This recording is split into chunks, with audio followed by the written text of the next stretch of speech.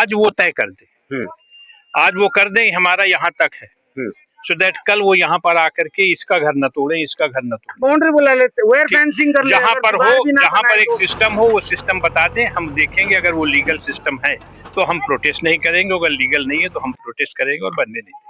नमस्कार, आप सभी का स्वागत करेंगे। और इस वक्त एक बहुत बड़ी दुखद घटना हो चुकी है। थोड़ा सा कैमरामैन को मैं बोलूंगा कि यहाँ सर आराम से एक बार धीरे से एक बार राउंड लें, बाएं को आ जाएं, धीरे धीरे करके धीमे धीमे राउंड ले। आप देख सकते हैं ये जो विभत्स मंजर है ये एक डेमोलेशन के बाद हो चुका है और संगम विहार एच ब्लॉक में ये घटना है। और यहाँ पर जितने लोग हैं, मैं बैकस्टेज में अभी पहले रिपोर्ट करने से पहले सर्वे कर रहा था और कई सारे लोगों से जब मैंने बात करी, जानकारी के मुताबिक यहाँ पर लाखों की जमीन लेने के बाद, लाखों रुपए लगा के रहने के बाद, कई वर्ष बिताने के बाद यहाँ पर जंगल विभाग की एक बड़ी कार्रवाई के तहत यहाँ पर डेमोलेशन को अंजाम दे दिया गया है। यहाँ पर हमारे साथ पूर्व विधायक बीजेपी से HCL गुप्ता जी हमारे साथ। गुप्ता जी, आप आए हैं, आज एक मंजर आप देख रहे हैं, आपके विधानसभा में ही है। थोड़ा सा मैं इतिहास के बारे में ही पूछूंगा, इतिहास के बारे में पूछते हैं। जब आपकी विधायकी थी, इस एरिया की हालत क्या थी? ये जमीन किस श्रेणी विभाग के अंतर्गत आती थी? देखिए, जो बाउंड्री के बाहर जमीन थी वो संगम विहार विधानसभा की जमीन है। अच्छा, यानी कि सरकारी, दिल्ली सरकार की जमीन। नेचुरली भाई, आप अपना घर बनाते हो, इनका जमीन है तो ये अपनी बाउंड्री अपने जमीन में बनवाएंगे कि नहीं बनवाएंगे? जी। या 100 मीटर छोड़ के अपनी बाउंड्री बनवाएंगे? ऑब्वियसली अपनी जगह पे ही बनाए। जंगल डिपार्टमेंट ने अपनी बाउंड्री 1990 में बनवा ली। इसके बाद जो भी जमीन थी वो जमीन संगम विहार विधानसभा की थी। मलकियत कुछ भी हो सकती है, इनकी भी हो सकती है, मेरी भी हो सकती है, आपकी भी हो सकती है। जो व्यक्ति यहाँ पर खरीदता है, आज मैंने अभी उदाहरण दिया, आज रिवर एयरपोर्ट है जहाँ पे खेती की जमीन हुआ करती थी, आज वहाँ एयरपोर्ट बन गया। जिसकी जमीन थी, खेती की जमीन, उसने बेची होगी, सरकार ने ली होगी, सरकार ने लेके फिर बेची होगी, कॉलोनाइजर्स ने बेची होगी। तो जो जमीन है उस जमीन को किसी न किसी ने बेची और किसी न किसी ने खरीदी, क्योंकि जमीन वो विधानसभा की।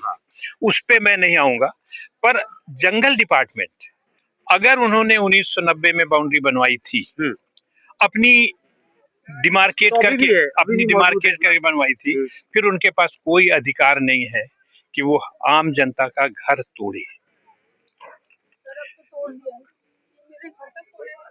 जी, वो तो ठीक है, इसीलिए तो बात कर रहे हैं सबसे, है ना? वो अधिकार उन्हें नहीं है। ठीक है, मैं एक डिबेट में एक प्रश्न यहाँ पर और एक बिंदु लेके आता हूँ।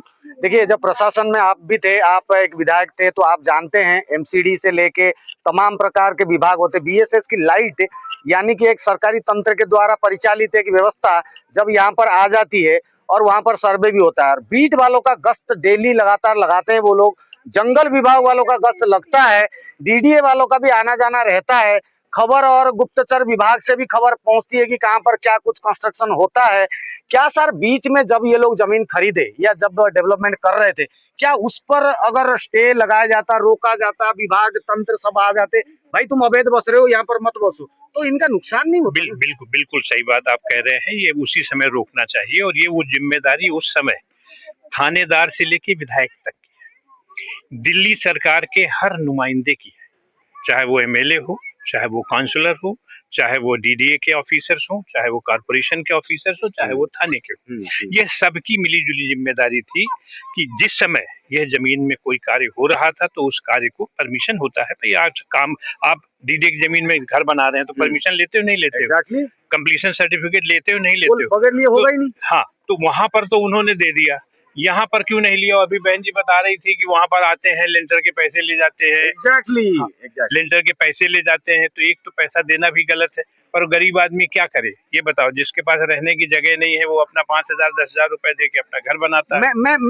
मैं इसमें देखिए, आधी गलती प्रशासन के ऊपर बात हो गई, अब मैं जनता के ऊपर आता हूँ और एक सवाल मैं बार बार हमेशा कहता हूँ, एक लड़की जब ब्याह के लेने के लिए आप आते हैं, सपोज दैट आप पिता हैं, आपकी लड़की है या तो लड़का है, जब आप रिश्ता ढूंढते हैं तो उसकी नौकरी, उसके खानदान, उसके जात, बिरादरी, गोत्र, सब कुछ हम लोग देखते हैं, क्योंकि भविष्य जुड़ा होता है ना जी। सेम उसी प्रकार से कोई जब जमीन लेते हैं तो वहां पर 100 साल रह सकते हैं, ये इस तरीके से ये जनरेशन आगे बढ़ेगी, बच्चे होंगे, तो देख समझ करके लिया जाता है। तो क्या चकबंदी या डीडीए या जमीन को कोई भी विभाग है उसमें जाकर के इन जनता को, ये जो जनता आज पैसा दे के बैठी हुई है, अपनी जमा पूंजी लगा के बैठी हुई है, क्या इनको पड़ताल करना जरूरी नहीं था सर? ये बहुत बड़ा सवाल है। बिल्कुल जरूरी था और करना चाहिए। आज इन लोगों की तरफ से आगे ना हो, हाँ, जो है वो तो ठीक है, पर इस बात के लिए मैं जरूर लिखा पढ़ी करूंगा और खुद जाऊंगा डेलीगेशन लेकर के डिपार्टमेंट में कि आज वो तय कर दे, आज वो कर दें हमारा यहाँ तक है, सो दैट कल वो यहाँ पर आकर के इसका घर न तोड़े, इसका घर न तोड़े, बाउंड्री बुला लेते, वेयर फेंसिंग कर ले, जहाँ पर हो, जहाँ पर एक तो सिस्टम हो वो सिस्टम बता दें, हम देखेंगे। अगर वो लीगल सिस्टम है तो हम प्रोटेस्ट नहीं करेंगे, अगर लीगल नहीं है तो हम प्रोटेस्ट करेंगे और बनने नहीं देंगे। ये आगे के लिए कह रहे, आगे के लिए फिलहाल के लिए एक जनों से मैंने बात की थी, उन्होंने बोला कि ठीक है हमारे से गलती है, जैसे भी जो मुआवजे की बात अभी कर रहे थे, जेवर एयरपोर्ट की बात कर रहे थे, क्या अगर ये सरकारी जमीन नहीं थी, संगम विहार विधानसभा की जमीन थी, मलकियत की जमीन थी, खरीद फरोख्त से ये लोग बसे, तो क्या इनको किसी भी तरीके से कोई गुंजाइश है क्या 2 पैसे की इनको रिटर्न मिल जाए? क्योंकि मैंने जिस तरीके से बात करी है, लोगों का लाखों का नुकसान हमारे पास खाता, वो लोग हिसाब किताब बता रहे थे। बिल्कुल आजकल तो क्या मिलेगा इनको? आजकल कंस्ट्रक्शन इसका मैं अभी तो कुछ नहीं बोल सकता जब तक मैं एक बार वहां जाऊं नहीं, जाके पता नहीं करूं और एक सिस्टम से, क्योंकि जब मैं विधायक था तो मैंने जितने ब्लॉक थे, एच बच छूट गया था और जी का जी हो गया था, एच ब्लॉक और के ब्लॉक 2 ब्लॉक छूट गए थे, बाकी मैंने हर जगह डिमार्केट करवा लिया था और जिस भी फॉरेस्ट लैंड है नक्शे आज भी मेरे पास पड़े हुए। तो अब की बार थोड़ी और मदद क्या करेंगे? अब एकदम करंट में ताजा तरीन जो कदम है आपने, नहीं, अब तो एक ही चीज है कि पहले तो मैं जाऊं वहां से उनका डिमार्केशन देखूं, क्योंकि जो वो क्लेम कर रहे हैं, जो मेरी उनसे बात हुई, वो क्लेम कर रहे हैं कि 2018 में एरियल सर्वे के हिसाब से जो घर नहीं बने थे हम वो खाली कराएंगे। लेकिन वो ठीक है, आप मान गए हम आपकी बात, लेकिन वो जमीन तुम्हारी है कि नहीं ये तुम्हें बताना पड़ेगा। अच्छा, जमीन तुम्हारी है कि नहीं, एरियल सर्वे तो ये भी करा लेंगे, मैं भी करा लूंगा, तो इसका मतलब ये तो नहीं हुआ कि ना कि तुम संगम विहार खाली करा लोगे। ठीक है, सबसे पहले तो आपको आधिकारिक रूप से बताना पड़ेगा कि ये मेरी जमीन है और ये उसका प्रमाण है। उस प्रमाण के बाद आप बताएं और उसके बाद हर आदमी, क्योंकि कौन आदमी यहाँ पे है जो कानून अपने हाथ में लेगा। कार्यकाल के अंतर्गत ये जमीन आपके कहने के हिसाब से विधानसभा की जमीन हुआ करती थी, आज भी विधानसभा की जमीन है। तो एससीएल गुप्ता जी हमारे साथ मौजूद थे, इतिहास के बारे में कुछ जानकारी मिली, वर्तमान की जो ये कार्रवाई है, इस कार्रवाई के ऊपर शायद फॉरेस्ट विभाग में एससीएल गुप्ता जी जाएंगे, पूर्व विधायक होने के नाते इस एरिया की जनता की जिम्मेदारी लेते हुए भविष्य में नुकसान को मद्देनजर अगर रोकना चाहें तो शायद एससीएल गुप्ता जी ही कुछ इनको मार्गदर्शन देंगे और जंगल विभाग से शायद फाइट भी कर सकते हैं, ये हमें पूर्ण विश्वास हो रहा है। वहीं अगर अभी ताजा तरीन तस्वीर को आगे देखा जाए तो आप लोगों को भी सलाह दी जा रहा है, जमीन खरीदने से पहले जमीन की पड़ताल अवश्य कर लें, ताकि आप लोगों के भविष्य, बच्चों की भविष्य जो है वो अंधेरे में ना जाए। गुप्ता जी यही सलाह दी जा सकती है फिलहाल के लिए तो। बिल्कुल आप सही कह रहे हैं कि ठोक बजा के जैसे करते हैं, हर जगह खरीदते हैं, वैसे यहाँ पर भी खरीदे। बाकी जितना कार्य है, जितना हम लड़ सकते हैं हम उतना लड़ेंगे और आपको ये विश्वास दिलाते हैं कि आगे की जो भी कार्रवाई होगी वो कहीं ना कहीं डिलाइनेट करके होगी। फॉरेस्ट वालों को भी निवेदन है, भाई साहब जिस प्रकार से आप कार्रवाई कर रहे हैं उसमें लोग संतुष्ट नहीं हो रहे हैं, कहीं ना कहीं उनमें गैप दिखाई दे रहा है। गुप्ता जी वर्षों की यहाँ पर कहानी बता रहे हैं, सच्चाई बता रहे हैं और मार्केशन बता रहे हैं, एरियल व्यू सबकी जानकारी है।